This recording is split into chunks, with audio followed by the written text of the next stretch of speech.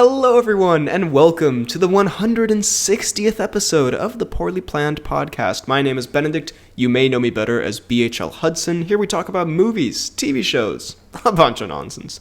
With me, as always, is my friend, co-host, and spooktacular Halloween buddy, Frederick. That is my given title. Spooktacular. I do realize that last week's was the Halloween episode, and we did absolutely nothing for it. And this week, it's past true. Halloween. We're recording on Halloween though, early in the morning, so it's already pretty spooky. Exactly. I'm already kind of hella scared. Won't lie. I'm shivering in my timbers. But anyway, I do have a fun little. I hope everyone had a great Halloween. By the way, we are talking about arguably the scariest thing today, which is Dwayne Johnson's latest film. But I do have a little Halloween anecdote already that I have to say. Let's hear it. I think you're gonna love because, you know, I've been to a few Halloween parties in my day. You've been at some of them. Bit of a veteran. But I have to say I've never experienced 30 seconds consecutively of pure buffoonery and greatness at a Halloween party than I did the other day, where I walk in. There's a guy in he's in a suit. He's got some glasses, kind of slicked back hair. I was like, all right, this is pretty looking dapper, my guy. I was like, what's the costume? What are we talking here? And he looks me dead in the eye and says, I'm Raymond Smith. And it takes me a second to comprehend what I've just heard. And I'm like, oh, from The Gentleman. And he was like, yeah, you finally, no one else gets it. And I was like, that's like one of my favorite movies. And we had a little bro moment. You're Raymundo. Yeah, I think I may have scared him off a little bit with my enthusiasm, but it was exciting. Immediately afterwards, I then turn around and there's a guy who's like, he's got like a black long sleeve shirt on. He's got black pants, black shoes. I'm like, all right, so what are you supposed to be? And he's like, oh wait, this might help. He pulls out what I assume is like a bandana or something, and he puts on the mask, and he's in fact season 1 Daredevil. And I was standing in a sandwich of Daredevil and Raymundo, and it was just, that's so good. Truly, I mean, also both looked real. They were really good costumes. They were very impressive. I'm there in my Jim Halpert looking ass with my fucking blue shirt and tie, and I'm standing next to Matt Murdock and Charlie Hunnam. It was incredible. God, that sounds genuinely magical. It must have felt like quite the schmuck. Yeah, it's like, I'm home. I made it. This is where I'm supposed to be. It's where I belong. So yeah, that was just a beautiful. Those are honestly two of, genuinely. I mean, besides the memery of them, they were just really well done costumes. Like they went all out. I was like, fair play, guys. Good job. Fair play. I'm 3-hole punch Jim. I didn't even put in the 3-hole punches. I was just Jim. What? You didn't even go 3? You were just Jim? Actually, to be fair, at this party, just Jim is literally just you. I wasn't even dressed up at this one. I just remembered because I'd worn the costume the day before, and then I was like, I'm not doing it again. So I just showed up in my regular clothes, and they were like dressed up as fucking like they in a 3-piece suit and all this shit. Oh man, yeah, I fumbled the bag on that one, but the one time you need to be looking dapper as hell. For your two sexual fantasies collide. But yeah, but that was so far I do have a chance to redeem myself tonight with the Halpert costume. Are you going 3-hole punch Jim tonight then? No, I did actually accidentally put one of the hole punches in the washing machine, so I can't really go as 2-hole punch Jim. How the fuck? Because I was You didn't wear the 3-hole punch Jim before. No, how did it end up in the wash? The party. You put one of them in your pocket, and then you put your pants in the wash, and then you wash the hole punch. All right, it happens to the best of us. All right, I'm going as Jim. Like people got the Jim costume. People got it. All right, Did you write Jim on a name tag? I did not. But I was like, have you seen The Office? And they were like, oh my God, you're John Krasinski. And I was like, oh my God, you're Ryan Howard. They're like, Dwight? What a perfect Dwight costume. Walks in, oh my God, you look so good as Phyllis. I enter, the whole room chants Stanley. You enter, oh my God, Toby Flenderson. Anyway, I'm sure you mentioned a couple of your Halloween costumes to me. Have you worn Today is the first, and then on Thursday we've got the belated of the 2nd. I will very nice. mention both now. We've got the volleyball social, which I think almost certainly cannot end well because I'm basically showing up to practice in my volleyball costume. Everyone is. But me and my friend, we are coupling as Elsa and Anna, which will be, I mean, the dress has arrived. Do you want me to? I'll send you a quick picture. Please, yeah. Maybe I can throw it in the pod. You can when you reach down to grab your phone, your like head mysteriously moved, and I could just see the Anna costume behind you, just like the Babadook. I will send you. Right is your friend blonde, by the way, or is he doing like a blonde wig? He's got complete black hair. I don't know if he's doing a wig or not, but he's got the dress. Fair enough. I mean, I'm not going to criticize anyone else's lack of commitment when I couldn't even put three-hole punches. He's not getting a wig. At least he didn't wash his hole punch. Am I right? I've sent it on. I've sent it to your phone, so you can see. I can revel in the sexiness. Ooh. Kind of turned on right now. I have to say, there are dudes I'd have sex with less than that. It's not a bad look for you, honestly. I think the hair colors kind of helps pull it off. I think that's a look and a half. Thank you. Well, so the thing is, I got an extra large, and the moment I put it on, I already ripped it around my ass. It ripped a little bit.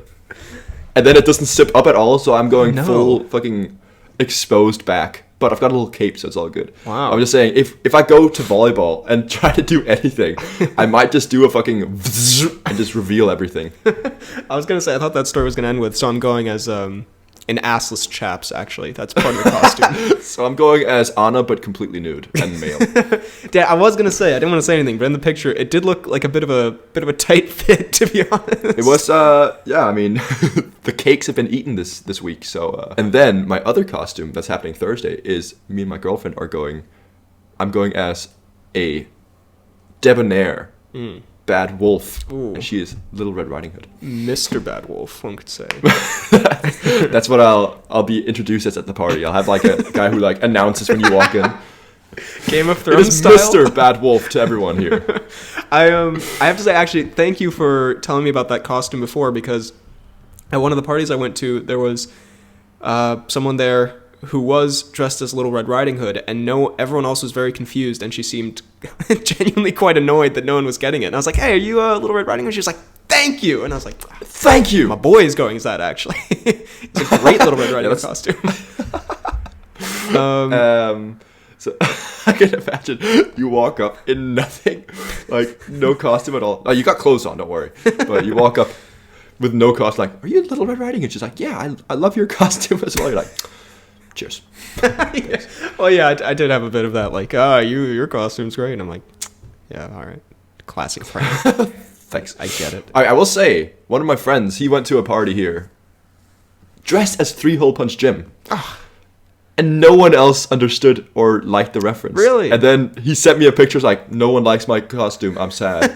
And I was like, you 3-Hole Punch Jim? And then he got very happy, and then he got very drunk. My guy. Well, yeah, out of sadness. I mean, I have to say, just pure sadness. Again, I'm just saying, we meme, but a surprising number of people got the Jim thing here. I don't know. I think it's, cause like no one here watches New Girl, but I think a lot of people here have watched The Office, so it's kind of a win. I will see. To be fair, one of the parties the one where I was at, like in costume, it was an international kind of vibe to it. So tonight I'll see if at the Irish party anyone gives a flying fuck about me. Well, you lad, Jim Halpert, lad. I'm Raymond Smith. Fucking dressed as Jim Halpert. Are you Jim Halpert? I'm Raymond Smith. If you're, I should have. I'm. It's good I didn't, but I should have gone on to that guy and just started doing all the quotes. Like, if you're thinking of smoking that in here, don't. Anyway, enough of the anecdotes.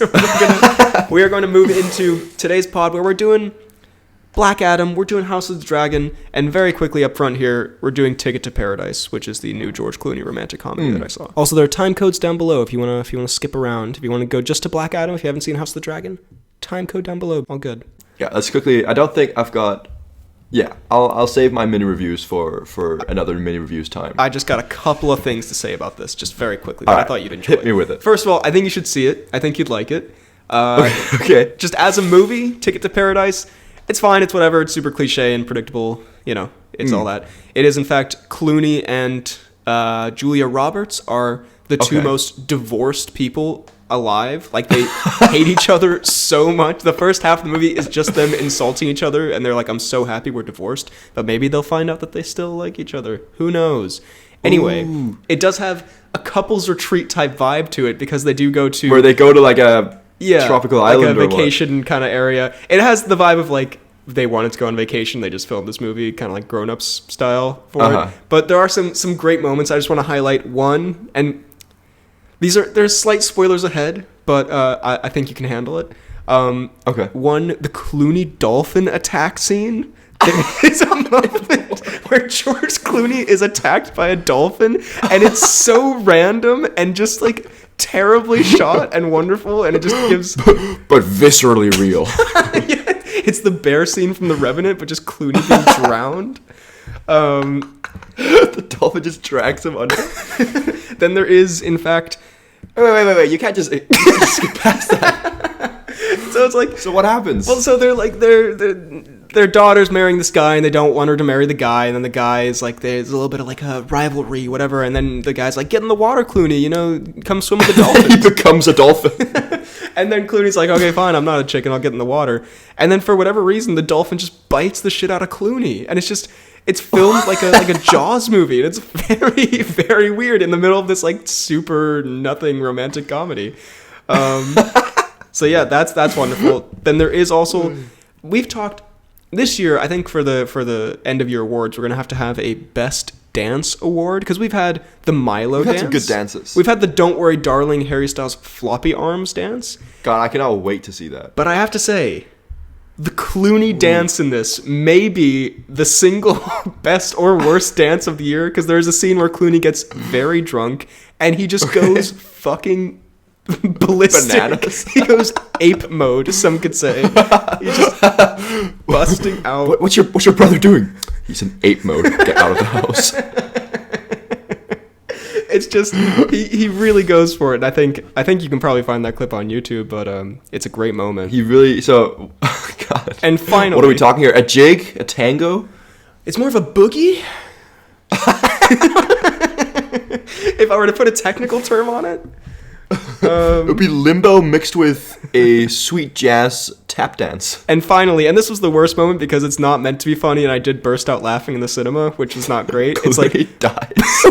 Well, what? No, not really, but it's kind of like the quiet, somber moment where, like, you know how in these movies the sort of drama all comes to a head, and the daughter discovers they've been trying to sabotage her wedding, and she's all like, "How could you do this to me?" And so it's sort of like the quiet beat of the movie, you know. And then after all this like sadness and drama, it just cut to just a shot of Clooney face down in the pool. It does look like he has decided to take his own life, and I did in that moment think of the word "Cloonicide," and it made me burst out laughing in the cinema. And so that's where I was at. And then yeah, because I was just like, what if that's the end of the movie? Absolute clown. They just cut to Clooney face down in the pool, and then it's like cheerful credits. Everyone else celebrates. This whole thing has just been a war documentary about Clooney's death. Anyway, Ticket to Paradise. A very mid movie, but I feel like I would recommend to you. But just some, it has some got some nutty moments. It has some moments, yeah. And there's some more Clooney nuttiness that I didn't even touch on, if you could believe that. So, oh God, more. But I think we should start with House of the Dragon and then go Black Adam. What do you say? I like the sound of that. All right. Well, too bad. We're doing Black Adam first. Well, we're going Ted Adam first. Spoilers for House of the Dragon whole season, just to let you know. Spoilers. House of the Dragon. It wrapped up a couple weeks ago. We were sort of anticipating it. I wasn't super excited. I think you were probably more excited than I was. I was very excited. Yeah. And it caught me off guard by being quite engaging. However, I do have pretty great. I have a lot of positives. I do have a few negatives. I do have some negatives. I do have a couple of complaints, but overall, what are we thinking? Oof. I'll say, whilst it's very cool that it's set in the Game of Thrones world and stuff like that, it does feel like a very different show, I think. Obviously, like, it is, but at the same time, it's like there's a lot less action. It's a lot more like political and like family drama, I think, instead of like compared to Game of Thrones, where there's a lot more action. But they do it in a way that's still kind of engaging, and I'll be honest, the main problem for me with it is that it's so difficult to keep track of the names, because all the names are so similar, like with the Targaryen and Valyrian names, like Aemond, Lucerys, Jaehaerys, Aegon, Vaemond. I'm like, ah. When some of them are called the same shit, it's like, wait a minute, I thought some of them are, Viserys like, was the called the same old thing. It's man. Why is he young again? Why is Viserys suddenly a baby now? What's happening? Was he reborn? Is this Viserys the Phoenix? What? Viserys, he was the opposite of a phoenix. He just withered so hard. But yeah, in general, overall, and I'd say especially the last episode, very enjoyable. Yes, I think... Hit me with your positives and your negatives, sir. Okay, well, I agree pretty much with what you said. I think, especially initially, the fact that it took a different approach from Game of Thrones, because I think Game of Thrones, for 5 or 6 seasons, had a perfect balance of political intrigue, character development, and also just like fantasy action, fantasy world. And then at the end, it got a little bit too fantasy action. Like, look, it's just an army of zombies, and like it was kind of less interesting. It's kind of a nice change to kind of go back to even more just political intrigue and especially drama. At the start, I was like, this is more what made Game of Thrones, and it's what made the giant set pieces and crazy moments of Game of Thrones all the more effective, because we'd had so much setup and care so much about these characters. And I think it does that very well for about the first half, I'd say. Okay. And also, just your point on that made me think of, could be a little bit of a Better Call Saul to Breaking Bad kind of comparison, where a little bit less action has like a similar feel, but its own distinct kind of vibe to it. I think production value is fantastic. It's like you'd expect it, but it looks amazing. Everything looks great. So good. And just like the scale of it is very, very impressive. I think to go into some, I have a couple like main complaints. I would say the first one that comes to mind, which I didn't really think, I was thinking like something feels a little bit off, and why is Matt Smith allowed to be in the series? And I was like, Viserys looks a little bit worse. Is something wrong with it? It's very confusing. Has anybody really checked up on real life Viserys here? Like, is he okay? Is this? I don't think this is supposed to happen to his character. This is just Patty having a rough one. But can somebody check up on my boy Patty? Come on. I think, and this is actually something that I talked to my mom about it, because she was a big Game of Thrones fan, like when the show was airing, and she's read the books and stuff. And she made a really good point where, like, and this is obviously an exaggeration, but there's kind of no likable characters. Like, it's true. We have what's her name, Rhaenyra, who is probably the closest to a likable character, and like I'd still say she's pretty likable. I'd say she's pretty likable, although she again makes some questionable decisions. And like Viserys is likable, but also just like a sad, dying sack of shit for most of it.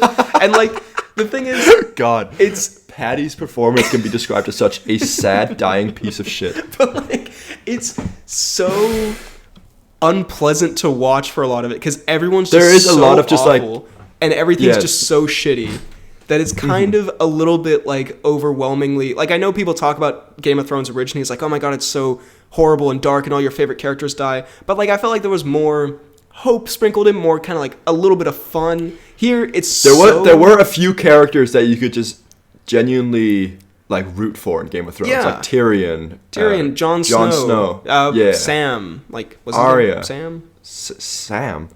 What was his name? I'm thinking of Lord of the Rings. What was Jon Snow's friend's name? Yeah, I mean Sam, but I mean I wouldn't root for him. Sam was great, but so I know it was a bit of more of obscure one. You're like, main characters like Tyrion, Arya. Yeah, Sam. Yeah, Hog Boy or whatever he was called. Hog Boy.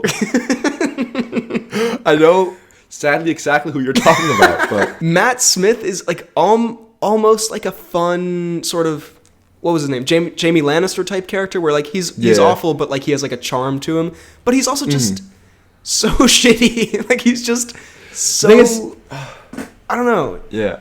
I find it almost that instead of focusing on what people are actually like their personalities and stuff like that, because yeah, as you say, almost no one's got a good personality in this.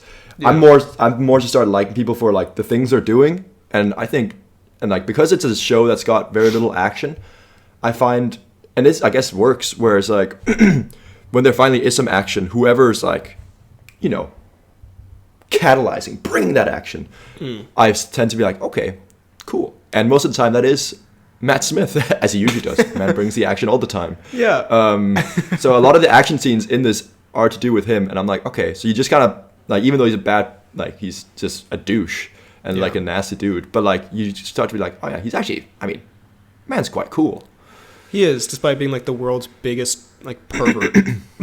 But he's yeah, I mean, but it's again kind of Jamie great. Lannister vibes, like you know, I guess we can overlook you banging your family member if you're. I won't lie, I completely forgot about it. I've considered overlooked. Yeah.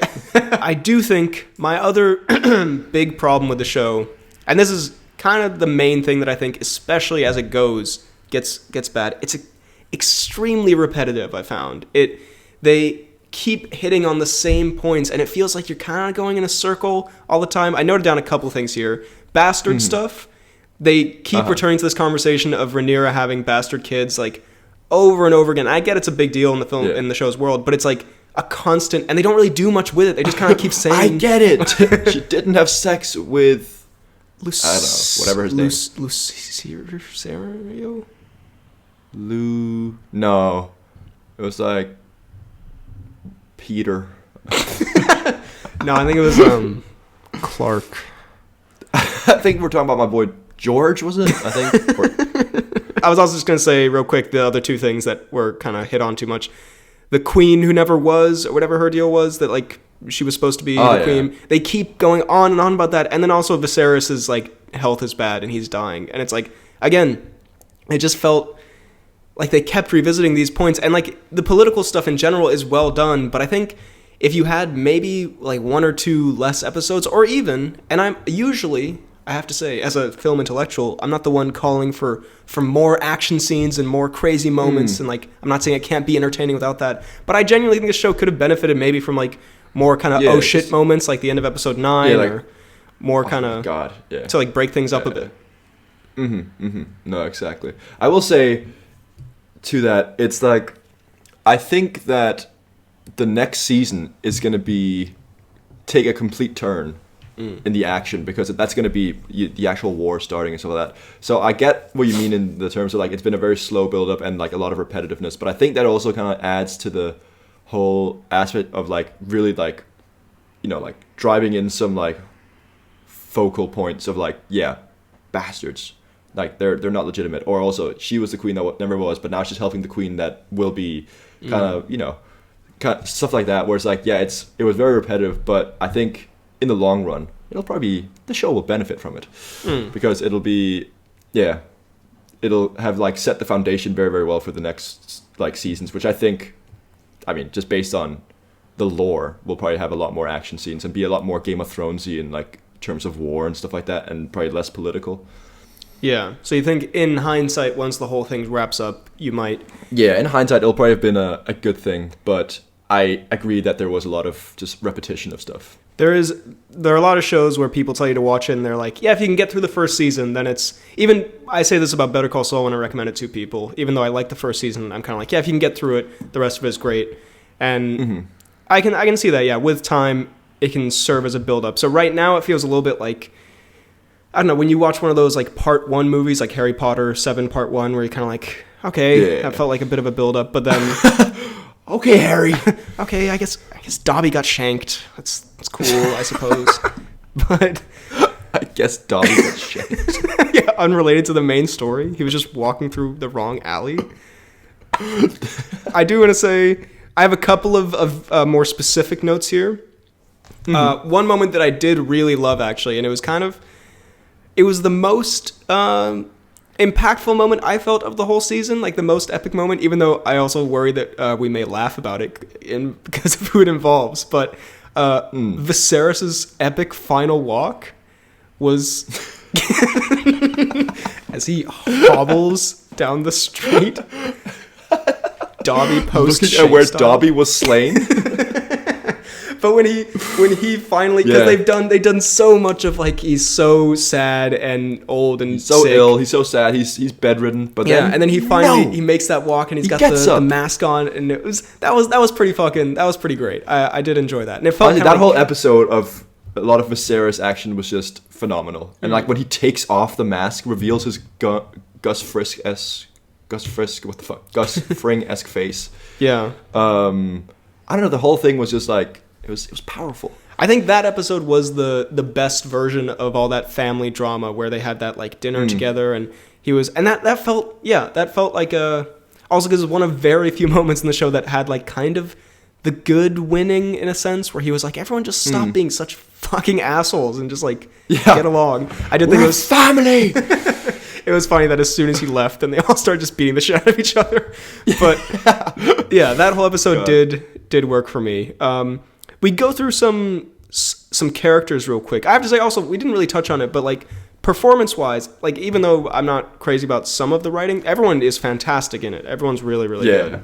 And also, have you seen some of those like interview clips behind the scenes of them like goofing around? I have not seen any of them. They're so delightful. Emma Darcy and Olivia Cook, like Allison and Rhaenyra, they did this like HBO Max like interview thing where they like ask each other questions. So delightful. Is that where she's like Negroni? Yes, macchiato. I've seen that clip, but that's all. There are a few of those, and they're very good.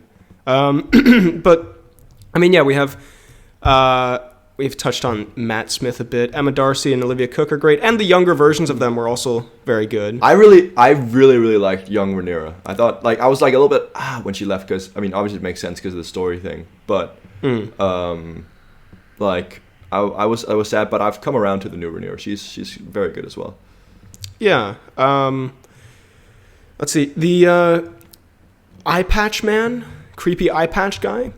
God, he is terrifying. Just so he's terrifying, but at the same time, again, and this speaks to just like the lack of action in the show again. Where even though he's just a terrible dude, at the same time, not at the end, I was like, you fucking idiot. But towards the episode 8 or 9, I was kind of like, okay, he's obviously like a bad dude, but at the same time, there's something I don't know. I don't want to say edgy. There's something about him that's just like, okay, he's kind of like a breath of fresh air. You're kind of, you seem a little unhinged in a way that I think could be quite cool in the show. Yeah, for what he brings to the show's story. Yeah, he is in fact the edgelord of Westeros. But I see what you mean. Also, I love how kind of a Willem Dafoe effect, but and Matt Smith-ish, I guess. Some people, they're just kind of born to play villains. I mean, he has the creepiest fucking face you've ever seen, and I'm not saying that in a mean way. I'm just saying it's great casting. He's a terrifying looking man. Yeah. Kristen Cole. I will say... Sorry, go ahead. I was about to bring up Kristen Cole. God. Mega dick. Despise him. I can't wait douchebag. For him to die a very brutal... I really hope he dies as one of the most painful deaths ever.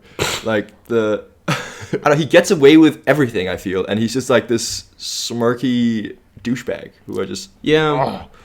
He just killed freaking one of the old guy lords. He just killed the old guy. You get away with that? Yeah, I feel like... And he just made Lord Commander of the Kingsguard. I was like, what are you doing? I think... I will say, also just because I hate his face, it annoys me that he doesn't age at all. that he's just perpetually handsome. It is annoying. Yeah. He's just everlastingly beautiful. I don't know. Yeah, no, I can imagine him coming to an unfortunate end. Otto Hightower, also just the biggest douchebag. That's another thing. Although I like Otto Hightower. He's quite cool. What? He's a fucking no. I don't like him, but I like the character of Otto Hightower. He's a good character. You have to say. I mean, he's great. He's well performed. No, he's a good character. No, yeah, I also think Kristen Cole is an interesting character, but I feel like we can also I hate Kristen Cole. Kristen Cole should die in a pit. No, but that's what I'm saying about Otto, is that he's he can be an interesting character, but he's also just such an asshole. Yeah, I mean, I think Otto is kind of like the Tywin of this show. or the series. In that he'll die on the shitter. He'll get shot by his own son on the shitter. Also, Aegon the Second, just the worst as well. Just like really, that he gets kind of like Joffrey vibes. He gets heavy Joffrey vibes, but even more incompetent. Yeah, and just like horrible. And yeah, I think another thing that made the season maybe a little frustrating to watch is that like there is no kind of justice. So like the bad, like the shitty people, like you said, Kristen Cole, he murders that guy and then just like nothing happens. And it's sort of, I know it's kind of like cumulative, like in later seasons it'll be even more sweet when he gets the shit beat out of him or whatever, but at the moment, yeah, it's just kind of like, as a season for itself, I'm like, oh. Yeah. I will say probably one of the most satisfying is when Matt Smith just completely chops the head in half of that was one good. guy. That was good. That was a Matt. And then he goes, that's a big Matt moment. He didn't need his tongue. Oh, he can keep his tongue. Yeah, a classic. Classic Smith line. Yeah, and obviously Patty's great as well. The only last one I want to mention, I think I told you this off air because I couldn't not get this out of my system. But yes, there is let's address the elephant in the room. The foot fetishist. The snake in the pants. So, can I just say, I feel like, by the way, real quick, also, just in general, the show's like gruesomeness and that kind of thing, very dark and like a lot of childbirth stuff that's just like very hard to watch. It's just super. It's been like 3 or 4 miscarriages. Super intense and yeah, kind of intense to watch. And in general, I mean, like that's the kind of stuff that made Game of Thrones great as well. As like it's like horrible gruesomeness, but also sometimes I'm like, all right, I didn't need to see all of this. But anyway, the foot fetishist. So it felt like a thing in Game of Thrones where they have like weird, gross stuff in there, but also, and this, I may be totally wrong about this. I haven't done a lot of research on foot fetishes, but to me at least, I might have one. I want to confess here. It feels like a very modern thing. I think also because there's like the whole meme about like selling feet pics and that kind of thing, and this was basically the medieval version of selling feet pics, and it felt kind of like a weird, like anachronistic. It took me out of the show basically, where I was like, this feels. It did feel again because there's not that I'm complaining, but also I might be complaining. But there's not that much like nudity and sexual stuff in the show. So then out of nowhere, something that's not at all been like talked about before. There's just a foot fetishist in the room. Yeah, I think is it because like he has sort of a messed up foot? Is that what it was trying to do? Maybe, but it did feel like a weird sort of. Honestly, that I didn't even think about that, but that probably. But again, that's just. It felt like a 2022 writing edition. Goofy boy, yeah. Yeah. Anyway, overall. Wait, can we just quickly talk about the final 5 minutes of the last episode? Yes, I did enjoy the face of a creepy eye patch guy where he's like, balls. I really fucked this up. Shit. Imagine that's the final line of the series. Balls. Just looks, breaks the fourth wall. Balls. You kind of know that kid's gonna die because he's like one of the few like kind of innocent-ish like likable characters. Yeah, so it's like I don't think I could do it, Mom. You're not a warrior. You're a messenger. And then he gets there. Chomped. Literally, I mean, can I just say that was probably one of the best. If not the best action scene as well in the show. That like dragon chase and stuff like that, where he kind of like goes into the valley and like you just hear there's a debt to be paid. I was like, ooh, is he gonna get away with it? Yeah. And the moment he gets up in clear skies, like, nah, he's definitely not gonna. Yeah, this kid's fucked. I'm sorry. This kid's dead. Can I just say, like the scaling of the dragon and the sheer size of is it Vagar? Is that the?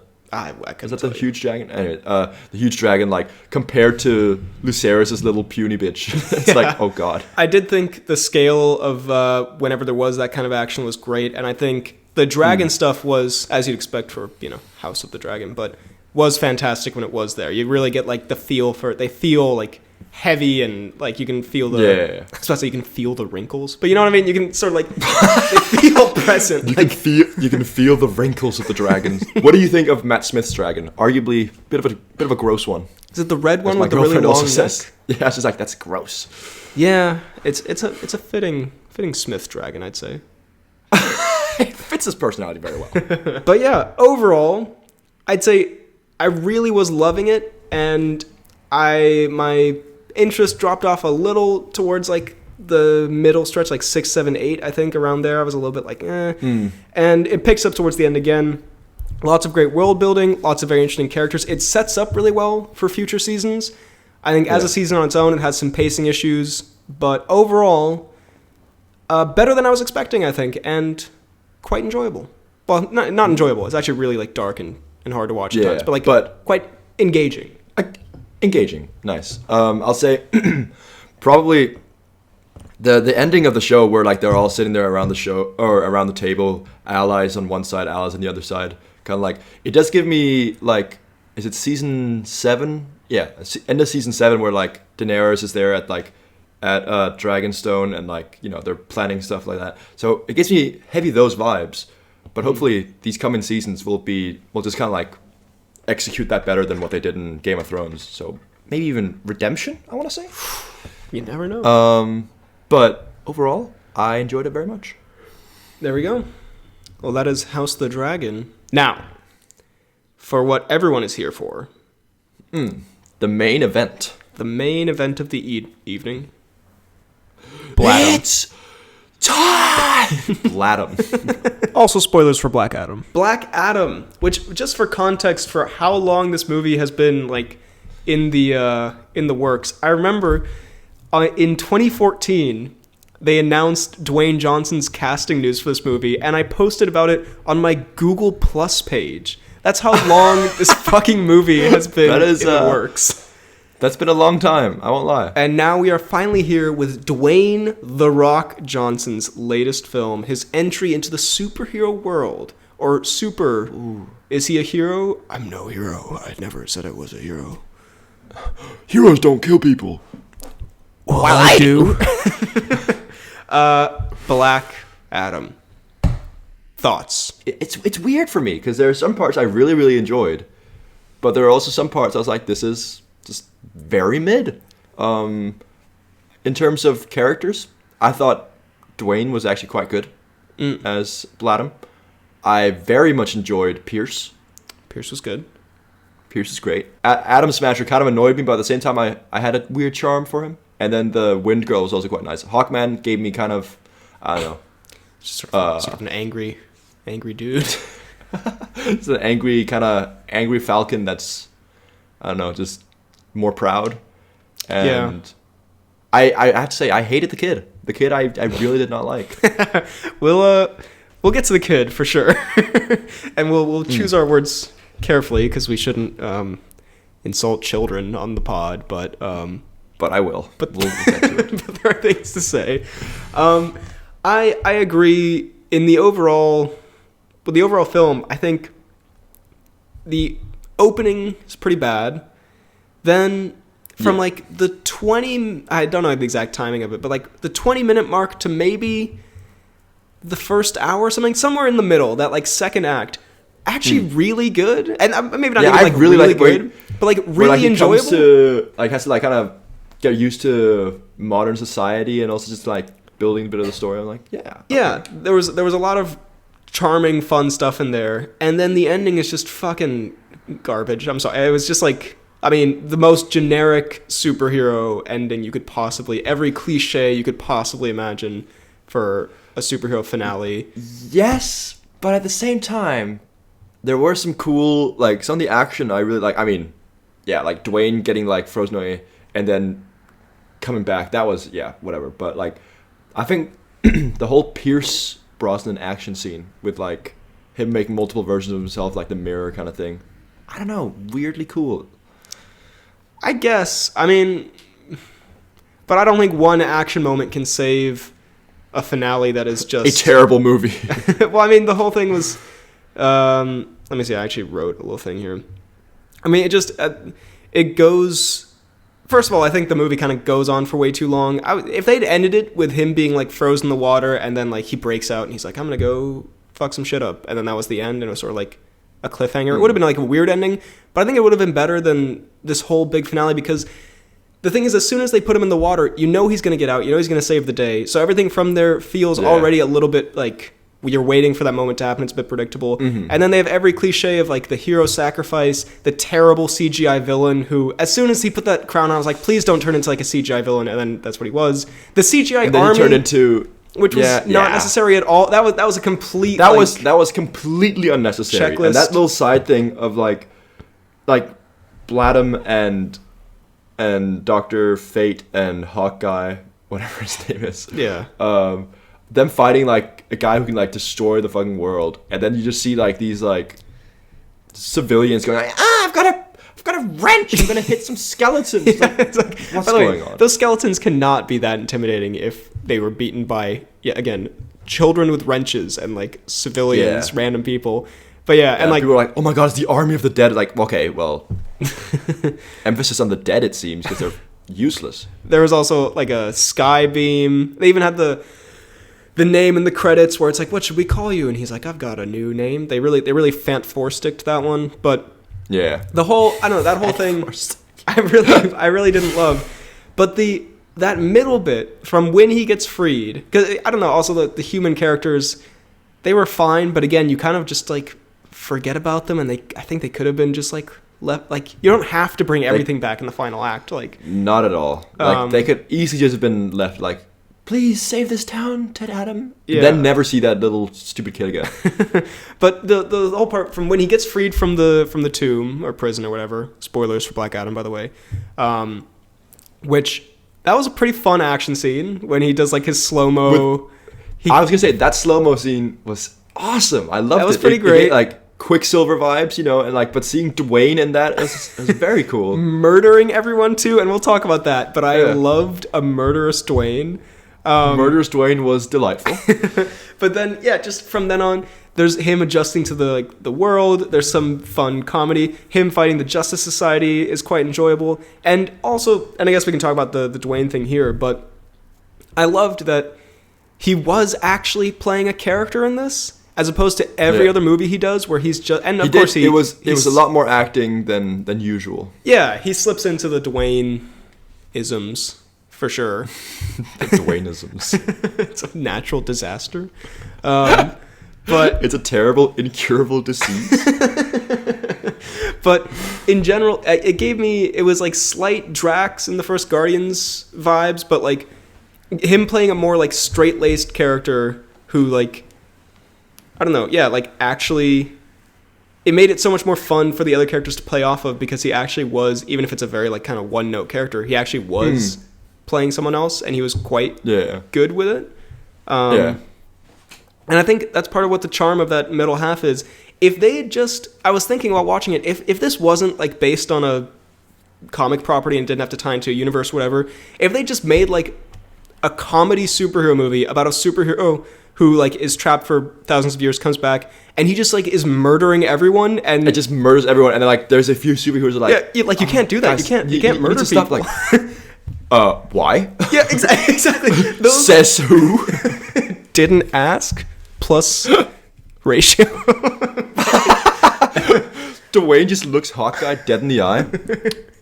Get ratio, dude. But like those moments were by far the funniest and most fun part of the movie. Like when he murders that guy and Dr. Fate's like, oh, we need to question him, whatever, and Dwayne looks and he's like, he didn't make it. Like, like that kind of stuff was so enjoyable, and I was really very enjoyable. Really, there was just a period of like 15 minutes where Dwayne says nothing but like one-liners, and it was great. It was really enjoyable. It was fun, and like they had the Hawkman and him had the fight in the apartment with just a nutty Pierce watching by, like all of that was really fun. And again, I think if they just leaned into that and they didn't have this like checklist of all these other kind of like cliches that they had to go through, I think it would have been it could have been like a really fun, cheesy kind of like fun action movie. Yeah, I still enjoyed it, but I do agree that could have made it like a bit more unique, and also just not get bogged down by like, you know, like as you say, like the checklist of having to do this. But no, I agree. I will say one thing that, and this happens in a lot of movies, like they show the hero's powers like at full strength in the beginning, like the slow-mo scene of him just like, you know, being super fast. Apartment breaks. Ted Adam comes through wall. Can I just say, he destroyed so many walls. It was great. Also, this whole Very sarcasm delightful. bit, that was so good. Yeah. That was Delightful. Anyways, I'll say, when a hero shows their, like, abilities firsthand, like, or in the beginning where he's, like, you know, basically moving at the speed of light almost, you know, like just boof, boof, boof, yeah. boof. The fact that he just doesn't do that later on is like, okay, like, again, it would ruin the movie because it would just like make, you know, he just immediately beat everyone. The same with Quicksilver. But like, I don't know, there's like, you can't really have, like, I mean, you kind of have to do both ways, but like, it's a little bit annoying that you like show that he's able to do this, but then he's like a freaking Hawkeye is a match for him. I'm like, how is this happening? Yeah, Metallic Falcon. Metallic Falcon is like beating you right now. He wasn't beating him, but like it was a competitive fisticuffs. fight. I was like, you could just literally use your super speed and then. Poof. Also, yeah, if it doesn't make a lot of sense where it's like if he just doesn't care about killing people, why he doesn't rip like Hawkman's fucking head off immediately? Because like he totally could. You absolutely could, Ted. I do think. By the way, speaking of Hawkman and the Justice Society team, I did like the team. By the way, like I thought they were fine. Lele made a good point of like it did feel kind of like as if they had been in another movie, and then they were like, oh look, it's the Justice Society team, but it's sort of the first time we've met them, which like removes a bit of the impact of like Hawkman and Dr. Fate's friendship, where it's like I don't really know how you guys know each other like that well. You're just kind of like telling me. I don't know why you guys are friends at all. I don't know. Do you think they'll do like a prequel? No, I'm sure Brosnan will come back though somehow. But nice. The classic Bros. But I did think, and this will be a controversial take here, and I'm sure people will be like, it's from the comics, so it's not ripping off. And I know it's not like ripping off, and these are characters from the comics, but undeniably, there are a lot of Marvel feeling moments in this movie with the heroes, and as having seen this with people who are not really big comic nerds, they were like, yeah, like all that stuff was exactly like the Marvel stuff. Like when he makes the copies of himself, that was very Doctor Strange. Atom Smasher, he has the like Ant-Man. He's Ant-Man. And he has like the personality of Peter Parker, like pretty much exactly. Hawkman has kind of Falcon vibes. If Falcon was like a bit more, if Falcon was compensating for something. Falcon had some deep insecurities. Like it did. I think it's hard. It might be hard for it to escape. Even Dr. Fate does that. Like he changes his environment around him. They're just like shots in it that look like the Marvel shots, which I guess is what I'm saying more. So I think that is kind of an inescapable thing for people, for like more mainstream audiences. They might be like, the fuck? However, for a YouTuber, I see right through that. For the host, the differences are very apparent. Speaking of, by the way, the kind of like mainstream audiences seeing this, I did think the opening sequence was fucking god awful. The comic book nerdness of it, where it went through like so much in 5 minutes, where it's like, and then he was before the Council of Wizards, and then it's just fucking the Who guy being like, we give you the powers of Shazam. And I, again, having taken non-comic book fans to see this, I was like, oh god, this is not, this is the exact worst kind of thing they could do. Not the Wizards. Not Digimon Hansu as the wizard Shazam. Not him giving him the strength of Hercules, no. Just head in my hands, sweating profusely. Just reciting the entire comic. Not the wizard giving him the power of Shazam, power of Hercules, speed of the Flash, no. Mind of Athena. Just I look over, my friends have run as fast as they can. They're trying to get out of the door. But they're running away from you, not the movie. But yeah, that stuff... That wasn't great. Yeah. Also, the whole Shazam bit. So how many Shazams are there going to be? Like, what's happening? Yeah, that's a little confusing as well. I guess the wizards, they give just powers to a bunch of people. And anyone they're like, these days. Yeah, and you say Shazam, and then you get it, but you can also transfer it to... Also, didn't Shazam, the actual Shazam, transfer his powers to all of his friends at the end of that movie? Why does Dwayne's kid lose the powers when he transfers it to Dwayne? I have no clue. Yeah, I expect you to pull out a whole diagram. You're like, well, actually, Ted Adams. Ted Adams got this special, nipple ring that allowed him to... I don't know. I bet he does, honestly. It seems like a very Dwayne thing.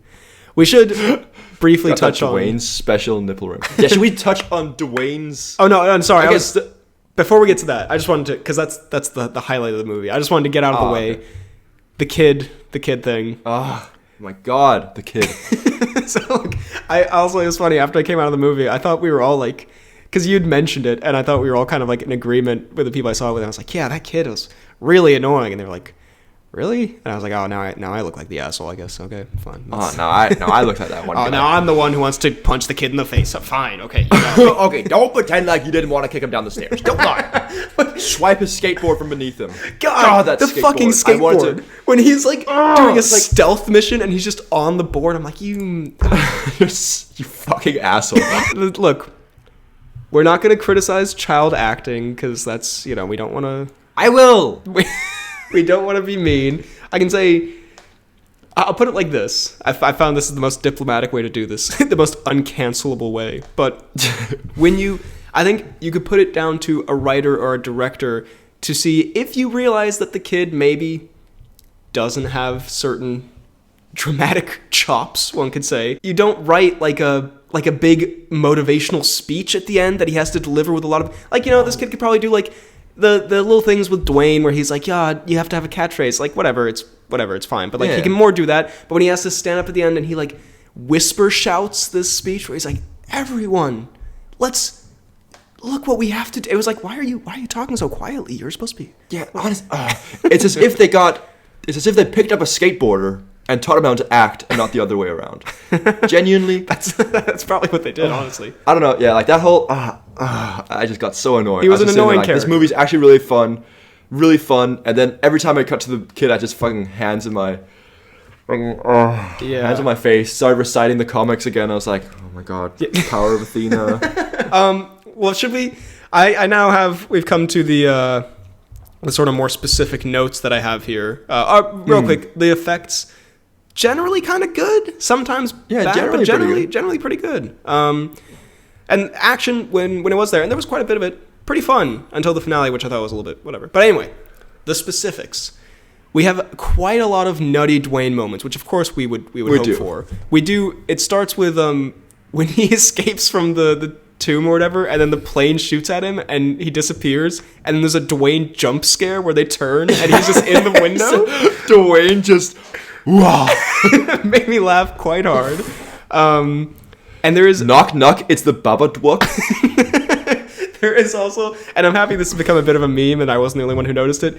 The, Dwayne elongated face where, is filmed... Do you know the shot where he's, his head is pointed towards the camera and it's just such baldness just coming at you?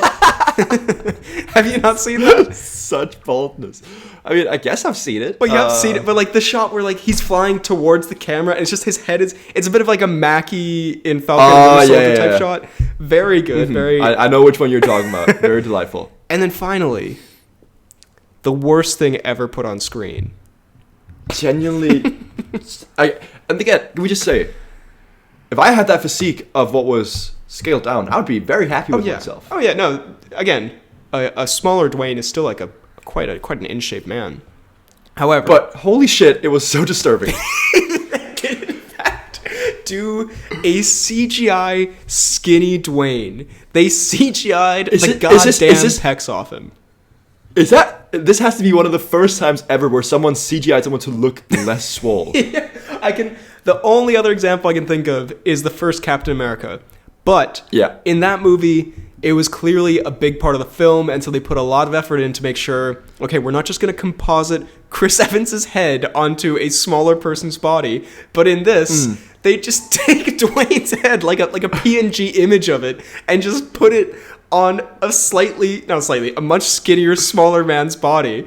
And it is the most disturbing image. It's seared into my brain forever. It's genuinely because there's something just so wrong about Dwayne not being a fucking mountain. I don't know, he does not fit not being this big. Genuinely, I think there are memes that are if The Rock never hit the gym, and it's him photoshopped to look smaller, and it looks super disturbing. And it's but they did that. They did that for real. That's true. It was one of the most horrific things I've ever seen. Truly. Yeah. Again, no disrespect to the men whose body was CGI'd into. No. That's not the problem at all. It's a it's a beautiful body.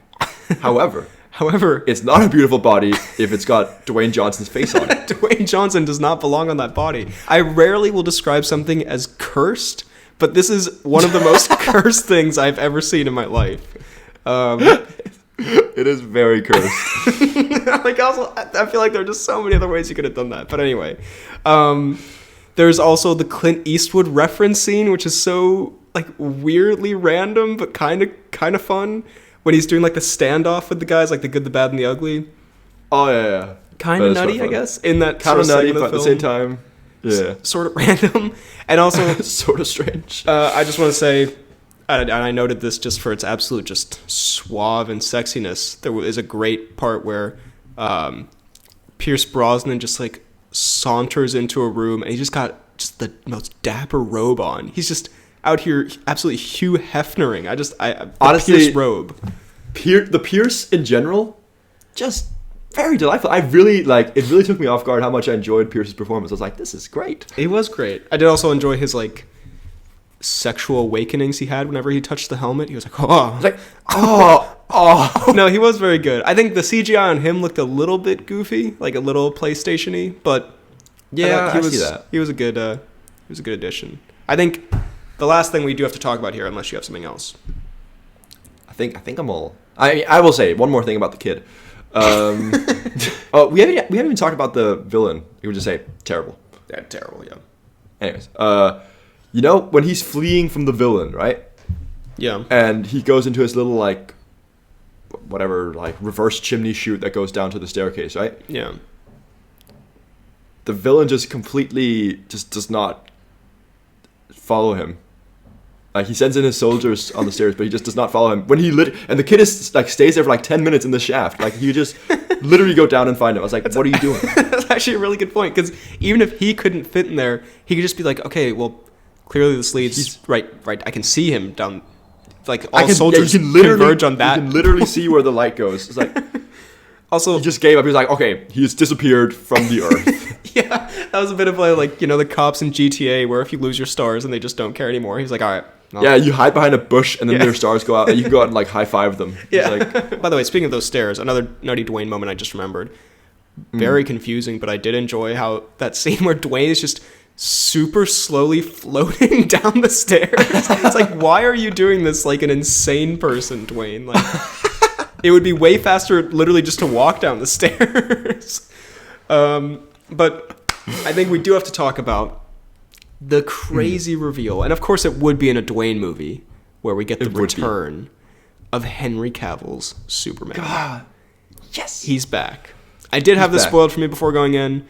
Although I think Henry Cavill fucking posted it on his Instagram. Like he posted it immediately. He posted it the morning after I saw it. So it was like the day that you like. Yeah. I was like, okay. Cavill. The way he said, he was like, everyone's seen the movie by now. I was like, Cavill, Cavill's been out for 2 days. Cavill, what are you doing? Give people some time. But Henry Cavill is back, and there were talks of like the rumors of Man of Steel 2 happening, and I guess this lends more credence to that. What do you think? Are you happy to have the Cavill back? I think Cavill's the best Superman choice. Absolutely. I will say, and we can touch on this next pod where we do a bit of newsums. Either this has had some consequences or it's just unrelated, but Cavill may have gotten this role, but he has lost another role. Have you heard about this? No. What's he lost? Okay, we'll talk more in depth next pod as well, but he's being replaced in season 4 for The Witcher. What? Yeah, a role he is literally born to play for Liam Hemsworth. What? Oh, no offense, what a downgrade. Such a downgrade. But he's, okay, I guess we'll talk about it more, but he's like the star of the, you can't. He made that thing happen. He was like, I love the games, let's do it. I mean, I'll be honest also, having not seen The Witcher, but just from an outside perspective, that show is Henry Cavill. Like, that is like... It is Henry Cavill. He carries the... Like, that is... It's like replacing Tom Cruise in Mission Impossible or something. It's like... I'm sure there are other great people in it, but like, it's his... Yeah, it's his project. It's his... I don't know, I was like... That's very genuinely aghast when I saw it. Like, I don't know if that's because he's doing Superman now, that he's like too busy for it, but like... Maybe. I don't know. But then just put the show on hold or something. Anyway. I don't... Yeah. Well, terrible. That's saddened the Cavill dub a little bit, but him Him But showing I'm up in happy to Black see him Adam. as Superman. Yeah. I mean, I think he is a very good Superman. I think he hasn't gotten the chance to show his best side. I think he was in Justice League when he wasn't like CGI mustache, whatever. I think he was pretty good. I think it's good if he gets to like, I think he has the potential to be a very iconic version of Superman. He just hasn't really gotten the potential to shine in that way. And I have to say, even if they don't do a Man of Steel 2, if we get, like we were thinking of having, we're going to get a Shazam, Black Adam team up or fight movie, which we're probably going to get. If we do like a Superman, Black Adam team up, I think that'd be awesome. that'd be pretty great. Dwayne and Cavill. Kind of like similar to Black Adam, but like kind of Cavill, kind of like, because they've got similar powers, it seems. Like kind of Cavill showing him almost like, with these powers, you have to like, these are the ways to do things. And then like kind of, there's maybe like a great foe and then they team up, but there's still like this like back and forth between the two. Yeah. Well, basically the most fun parts of this movie where Dwayne was like, I love murdering people. And they were all like, what the fuck's wrong with you?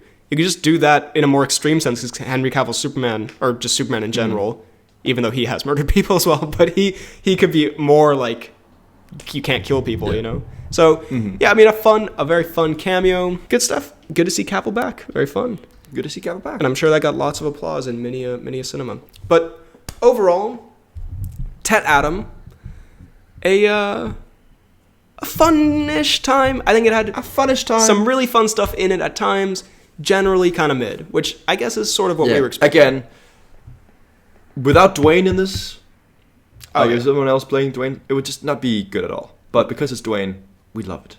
We love it. Yeah, but because it's Dwayne, it was actually unfortunate before the movie started, I was talking to my friends and they were like, I was like, yeah, Dwayne Johnson doesn't really make like great movies. And they were like, I don't know what the last one I've seen. And I was like, do you see the one where he's friends with a space gorilla? And they were like, no, I missed that one. I was like, no, I did not see that one. That is my go-to conversation starter. I'm like, so you see this one where Dwayne Johnson's like best friends with an albino gorilla? It becomes like really huge. But it's really big though, actually. Yeah, it's crazy. Like it's out of control.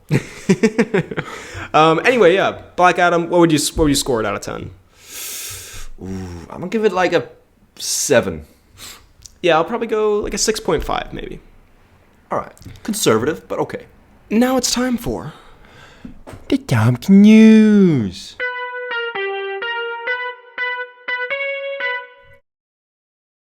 So we have a little headline from the Daily Mail here. Tom Cruise is ever the gentleman as he assists Mission Impossible co-star Pom Klementif out of helicopter that he piloted himself. So, man, I mean, Tom's just flying around giving celebrities the time of their life. There's a picture of him just like maniacally laughing in here, which is great. But I mean, I like how this is Tom Cruise is our most like celebrity gossipy type segment because this is literally just like person does normal courtesy for other person. Person helps someone downstairs. It's like, oh my god, did you see the Tom Cruise today? Did you see the Tom Cruise? He helped an elderly person. But good for Cruise, I guess, and I guess he's friends with Pom Klementif. Cool. Now it's time for the announcements and such. Let's go through some comments real quick. First of all, ZJ says, great way to start off my weekend with an episode of the Poorly Planned podcast. Also, Cork, Ireland. What a place where BHL currently resides. That's a fact, yeah. And thank you. Yep, it's out there. Josie says, just when I thought me meeting Matt Smith at Comic-Con a couple weeks ago was a big win, Kian came in with a bigger win meeting Charlie Cox. I would say they're equally big wins, but one's just much darker. And who am I kidding? I mean, sorry. The Cox is... but to be fair, Cox is obviously the Cox is the ultimate win. Matt Smith is still... I don't think anything could top still it. Still a dub. I wonder how he smells. Let us know. Daniel to Movies says... Let us know in the comments below. Another really good and enjoyable... Daniel usually says another really great and enjoyable episode, so... Another really good and enjoyable episode? Guess we have to step up our game. Oh, he does then say, keep up the great work. Thank you, Daniel. I think he usually says, keep up the good work, and then he just swapped the two around. Switched it up on us this week. I don't know if I like this change, Daniel. Never comment again. However, thank you, Daniel. He also says, P.S. What are your thoughts on Deji versus Floyd Mayweather? Which is a hilarious question. And it's hilarious that it's an actual thing that's happening. In 13 days. That's, yeah. I mean, God. At this point, nothing surprises me. But at the same time, when we heard this, we sent it to each other thinking it was jokes. Yeah, genuinely, I was like, this is kind of like a funny meme someone made, like Deji's fighting And then, Mayweather. and then there's some people who are like, Deji's going to be a real threat to Mayweather. I'm like, no, he's not. Come on. I will say, I do worry a little bit that, like, and this is not even like a meme, like, that Deji might get seriously hurt. Because, like, or not even seriously, but, like, this might be, like, I'm sure he'll be fine afterwards, but this might be one of those where, like, he gets, like, kind of, like, slumped, like, bad. Because... Yeah. It's just going to be like his Apollo moment. I don't want to say an Apollo moment. I was thinking more like a Nate Robinson. I'm not thinking literal murder. But, like, because Floyd, he's done these exhibition bouts, and in, like, the Logan Paul one, because Logan Paul was so much bigger than him, it's much harder to, like, knock someone out. And to be fair, he did, you know, relatively well, I guess, to stay in that. But since then... in these, like, exhibition bouts, Floyd's knocked out the people that he's fought pretty roughly, and Deji's the same size as him. He's not very good as well, like, let's be honest. Like, he had, like, a great showing, but he's like, before that, people were saying, like, he's, like, a terrible boxer, you know what I mean? And terrible boxer. He had, like, a great moment. And he's not great. He's clearly improved, and he's clearly pretty good for, like, the YouTube level, but I think if him and Floyd are just doing sort of, like, the exhibition, sort of, like, dance around a little bit, whatever, which I don't think Deji's gonna, like, actually try to go for it, but if he does, then I do worry he might get, like, hurt pretty bad. But we'll see. I'll tune in. It's a great meme. Unless he gets Apollo'd, as you put it. But Al Feld says, when is Woody's Part 4? Interesting. I didn't think we would get specific requests for the Woody's episodes, but that's something we can consider. Kind of delightful. I mean, I think it's just because make that happen. We do talk about the movies we see at Woody's in the pod, but we could do another collection episode, have a little fun time with it. Maybe do some triviums and such. That could be good. I would like that. I would like that a lot. And Jaden says, for episode 200, can we get a reenactment of the Harry Styles Don't Worry Darling scene where he busts it down? Now, I was thinking, episode 200, we might have to have, like, a whole dance thing where one of us sings the Soulja Boy song, one of us does the Harry Styles dance. Just make it like a 10-minute compilation of weird dances. We do the Matt Smith dance. Ooh, I'm liking how this is shaping up, actually. I'll put this in the doc. I like this a lot. This will be good. So yeah, thank you, Jaden. Very good. And final little announcement here. Nothing on the fan pages this week. It's fine, though. Nothing personal. Follow them. But no big deal. Final little thing. Lele actually sent me an article about Henry Cavill talking about where he got the idea to pump his arms before that scene. So we have a Cump origin story. Cump origin. And very quickly, it's just basically like when you do those scenes, your, like, muscles get tired, and so you kind of want to, like, shake them out, which actually makes sense. Like, I've seen, like, you know, fighters and stuff do that. And so he was saying, like, he did it just sort of, like, not thinking about it before seeing it, and he told the director, like, oh, sorry, let me do it again. I won't do that. And the director was like, no, that was great. So now it's just that was perfect. An iconic thing. So Cump origin. Just an improvised little thing. That was the episode for this week. I hope you enjoyed. What did you think of the episode? What did you think of Black Adam and House of the Dragon and Ticket to Paradise? Let us know all your thoughts down below in the comments. If you're watching on YouTube, drop a like, subscribe, hit the bell button. You can also check us out on Apple Podcasts, Spotify, wherever you get your podcast, the Poorly Planned Podcast. Please leave a 5-star rating, a nice review, and subscribe on the YouTube if you're listening there as well, by the way. Little exclusive content occasionally there.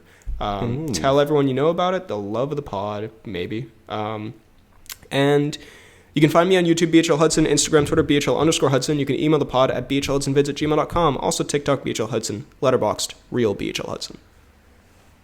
You can find me on Twitter at FTK_DaltSniper. You can find me on Instagram at Fidalgard. You can find me on Letterboxd at FTK_Thwilms. And you can find me on YouTube at FTK Space Gaming. Thank you very much for listening, and we will see you next time. Bladum.